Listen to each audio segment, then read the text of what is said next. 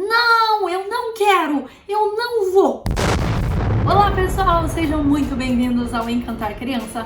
Sou a Darda Azevedo, musicoterapeuta e trabalho com desenvolvimento infantil. Com essa introdução eu acho que já alertou aí na sua cabecinha que nós vamos falar sobre o TOD, o transtorno opositor desafiador. Você já conhece um pouquinho sobre ele? Se não, vem comigo que eu te conto tudinho.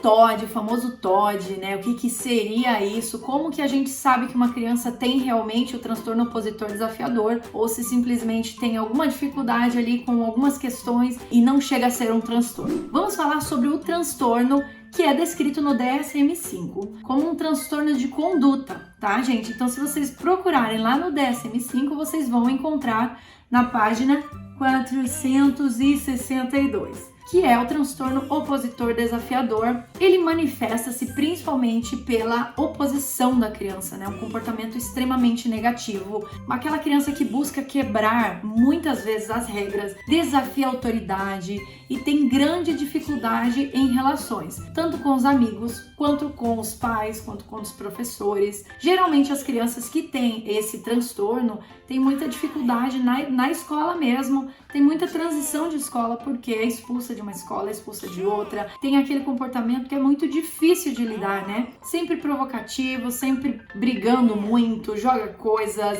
às vezes se torna agressiva. E eu vou falar para vocês alguns dos pontos que o DSM traz para nós para conseguirmos identificar as crianças, né, ou adolescentes que apresentam o transtorno opositor desafiador, o TOD. Primeiro, gente, para se classificar como um transtorno, ele tem que ser repetitivo pelo menos em 6 meses. Então, se acontece da criança ou adolescente mostrar ali um comportamento muito agressivo ou muito opositor em alguma situação da vida, não é caracterizado ainda. Agora, se isso é recorrente, aparece em vários momentos, em várias situações da vida, aí você tem que investigar se realmente é o TOD ou não, né? Se foi só um momento de desregulação emocional dessa criança ou adolescente. Então, se apareceu várias vezes com várias pessoas, pode ser sim que seja um caso de TOD, tá? Por isso que é importante investigar. Existem alguns níveis de TOD também, segundo o DSM-5, que um é o leve, os sintomas limitam-se apenas a um ambiente, né? Então pode aparecer em casa, na escola, no trabalho ou com os colegas. Pode também aparecer de forma moderada. Esse comportamento estará presente em 2 ou mais ambientes também, então não é só em casa, por exemplo. E o grave, que eles estão presentes em 3 ou mais ambientes. Então, se começou a aparecer em várias situações, em vários locais, é sinal de que talvez seja um TOD grave aí. O TOD também pode vir associado, né, às comorbidades, ou seja, ter algum outro transtorno associado. Então pode vir associado ao autismo, né, a criança que tem um pensamento extremamente rígido e não aceita que tenha qualquer intervenção dos outros, enfrenta muito. Pode ser também o autismo junto com o TOD, pode aparecer muitas vezes no TDAH. Então tá, gente, depois que foi lá, começou a desconfiar da criança que tem o TOD ali, você vai notar que tem um padrão de humor raivoso, irritável e de comportamento questionador, desafiante ou uma índole vingativa. Então pode acontecer dessa criança, além de ser muito irritável, ela ter aquele sentimento de vingança. Então se sentiu prejudicado, ele logo quer se vingar daquilo que ele não gostou. É muito sensível, facilmente incomodado. A criança perde a calma facilmente também. E aqui depois a gente tem o comportamento questionador desafiante. É a criança que fica sempre questionando as autoridades, as regras de sala de aula, as regras de casa.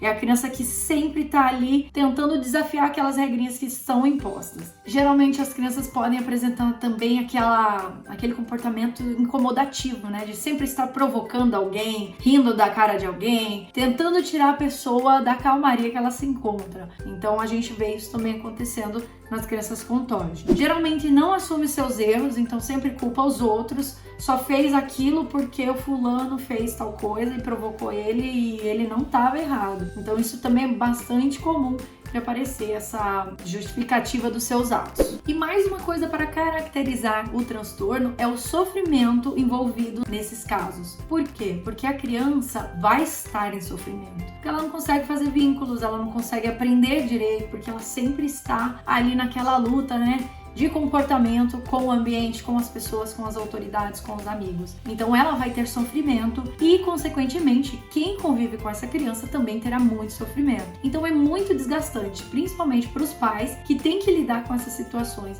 Tanto em casa, muitas vezes, né? Sempre é muito difícil, para levantar é difícil, para almoçar é difícil. Então é algo muito cansativo para a família lidar com a criança que tem o transtorno opositor desafiador. E também na escola é super difícil lidar. Os professores têm muita dificuldade, às vezes, de ensinar, porque essas crianças podem estar incomodando no momento de explicação, pode estar naquele momento de provocação dela, ou então sempre muito difícil de conseguir auxiliar esse aluno, esse paciente, porque ele sempre está na negativa. Então, como ajudar essas crianças que têm o famoso TOD? Buscando auxílio. Primeiramente, vá buscar o diagnóstico através do neuro, o terapeuta que trabalha com essa questão também. Essas crianças geralmente precisarão passar por intervenção terapêutica, às vezes associada a medicamentos. Isso quem vai fazer a avaliação é o próprio médico, né, para recomendar o medicamento adequado para aquela criança. E precisa ter um envolvimento geral, não dá para o terapeuta trabalhar apenas com a criança. Tem que entender como que é a relação familiar. Inclusive, existe um grande indicativo de crianças que vivem em lares disruptivos, lares que são mais agressivos, que não têm respostas mais calmas, né, que é muita cobrança. Às vezes a criança vai desenvolver esse quadro de TOD por causa também dessa relação familiar. Então o que eu indicaria sempre é trazer essas famílias para perto do tratamento, trazer elas para a intervenção. Então são formas de ajudar as crianças com o TOD, intervenção terapêutica, às vezes um medicamento e também uma terapia assistida que acompanhe a família, que acompanhe o comportamento da criança na escola, né? E aí assim a gente consegue trabalhar com crianças e ajudá-las a desenvolver uma melhor qualidade de vida. Ok? Então é isso, pessoal. Muito obrigada por ter visto até aqui. Quem ainda não se inscreveu, se inscreva aqui no canal, já ativa o seu sininho e dá seu like pra gente continuar crescendo. E vejo vocês na próxima. Me contem aqui embaixo, vocês têm tido pacientes com TOD? Como tem sido o desafio aí na sessão de vocês ou na sala de aula de vocês? Grande beijo e até a próxima. Tchau, tchau!